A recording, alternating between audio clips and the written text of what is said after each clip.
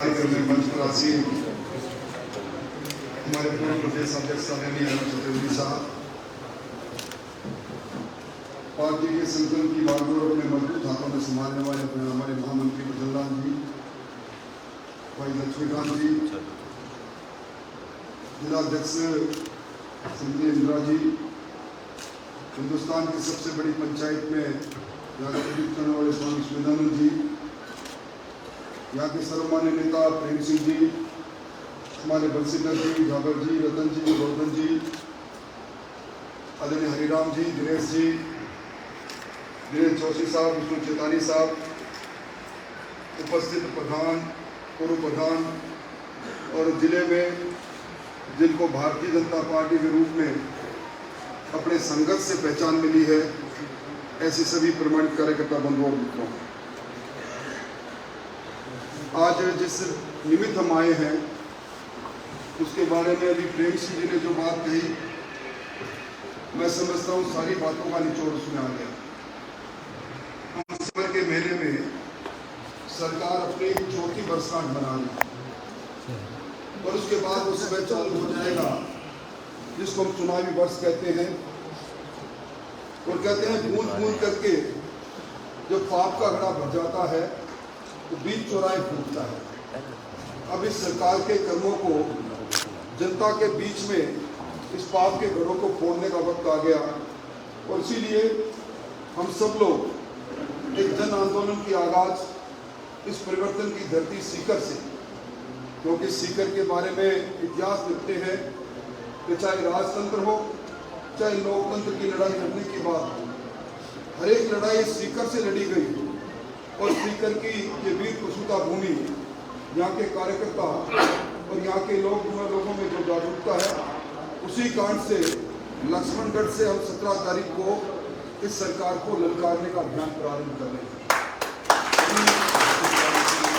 योजना बनेगी, रचना बनेगी, किस किस मंडल से किस किस प्रतिनिधि द्वारा कितने कितने लोगों के साथ पहुंचा जाएगा।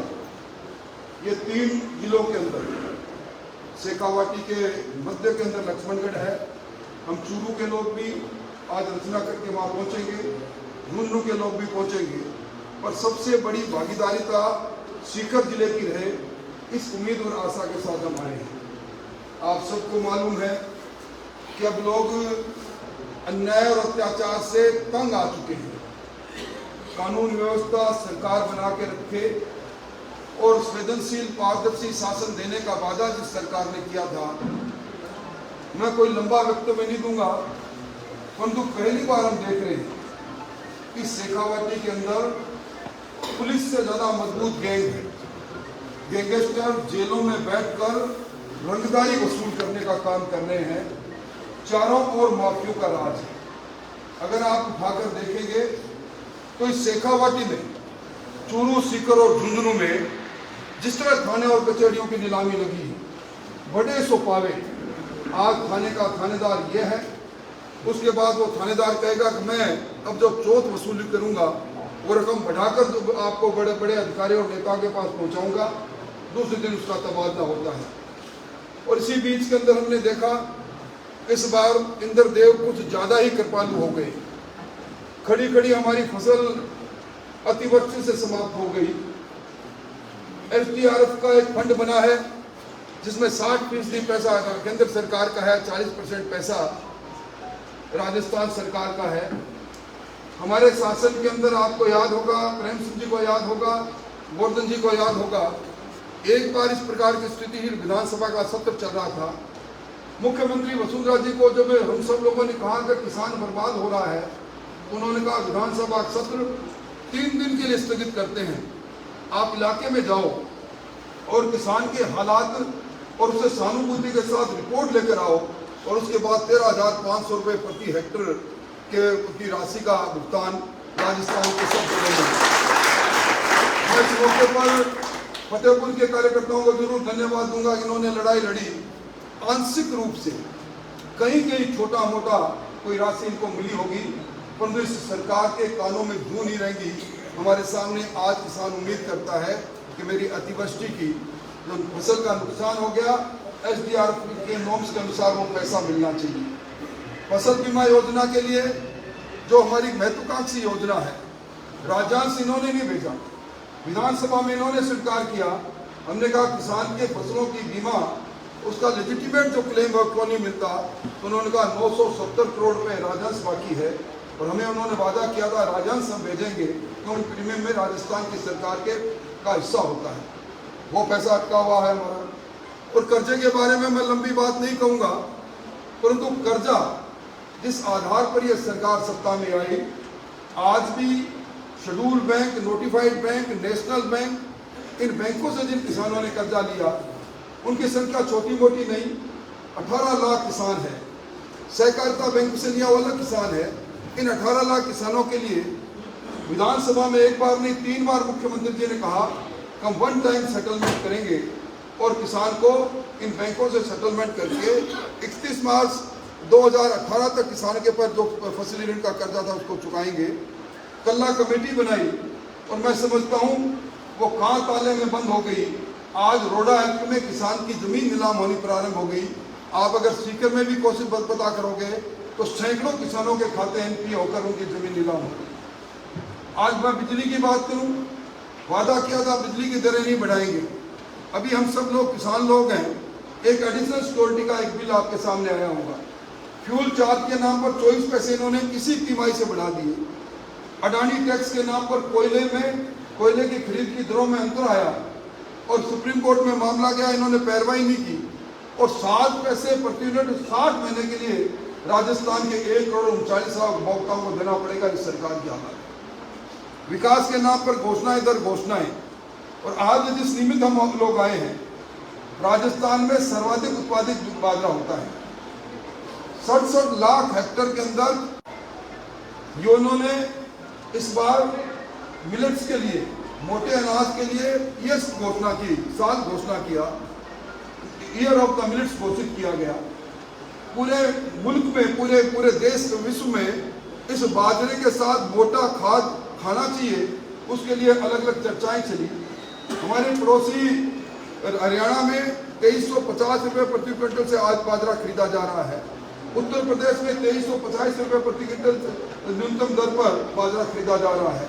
गुजरात में बाजरा खरीदा जा रहा है, बिहार में बाजरा खरीदा जा रहा है, राजस्थान में सरकार नहीं खरीदी। सर्वाधिक उत्पादित बाजरा हम करें। मैं जहाँ से आता हूँ हमारे बिल्कुल साथ में हरियाणा लगा है, वहाँ अब हमारा बाजरा बाजार में आना प्रारंभ हो गया। 1300, 1400, 1400, 1500 आखिरी, और वहाँ 2350। पिछली बार भी हमने बात उठाई थी। पिछली बार 6000 करोड़ का फटका लगा था बाजरे की फसल में न्यूनतम समर्थन मूल्य नहीं मिलने के कारण।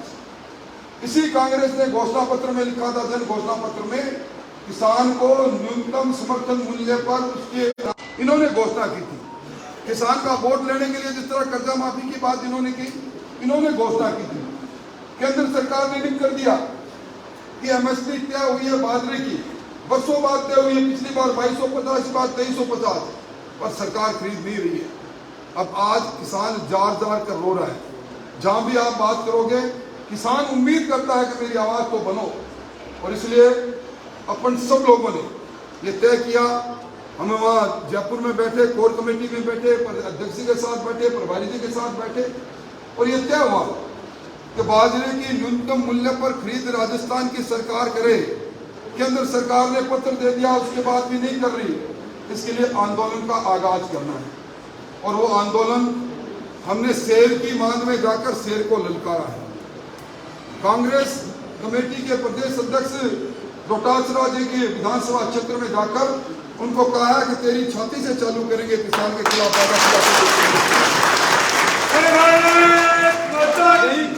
करेंगे। कब आज आंख से आंख मिलाकर राजस्थान का किसान आवाज अपनी मांग के बारे में सवाल जवाब कर रहा है। इसलिए ये आंदोलन सामान्य आंदोलन नहीं है, लावणी का समय है, हम सबको मालूम है।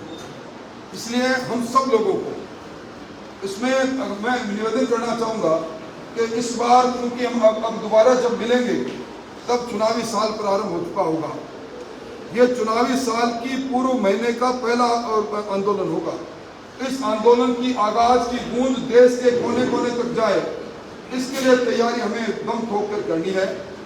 मोटे तौर पर किसान सरकार की विफलताओं पर घंटों बोला जा सकता है।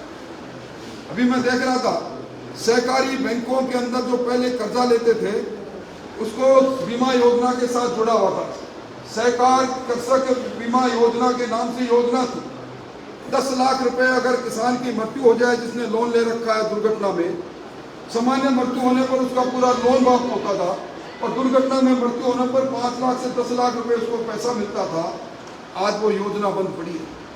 अभी हम सब लोगों ने देखा कितनी बड़ी संख्या में लंपी में हमारे पशुधन काल कल्पित हुए। आप याद करो 2018 में पशुधन बीमा योजना था।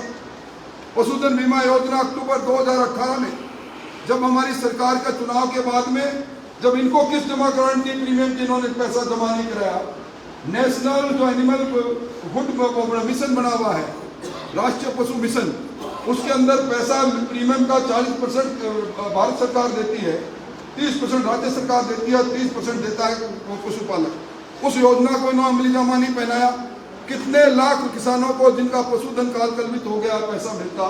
इसलिए भी ये सरकार तो किसान विरोधी सरकार है। इसलिए इस सरकार के चेहरे से जो नकाब इन्होंने ओढ़ रखा है वो खींचने के लिए हम सब लोगों को आज से ही अपने को आपकी हमारी सबके पहचान है, ताकत है। यहाँ से आपके लक्ष्मणगढ़ दूर नहीं, यहाँ सीकर को पार करते हो लक्ष्मणगढ़ की सीमा आ जाती है। इसलिए यहाँ अभी अरुण जी, भजन जी, ये सब लोग इसी तरह की बात करेंगे। भाषण की कोई बात नहीं है, परंतु इस लड़ाई को अगर लड़नी है तो आप शपथ लेकर करवा चौथ के दिन आपको अपने अपने जिसको प्यारा जो लगे उसकी कसम बताओ, सब जने प्यार हो हाथ खड़े करके बताओ प्यार हो। तो अब